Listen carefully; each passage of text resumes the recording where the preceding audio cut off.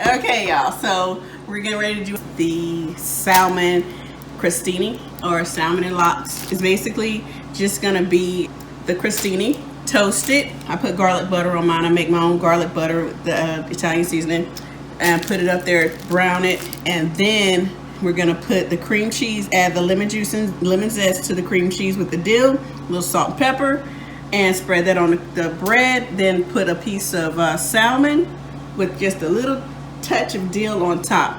So let's get started.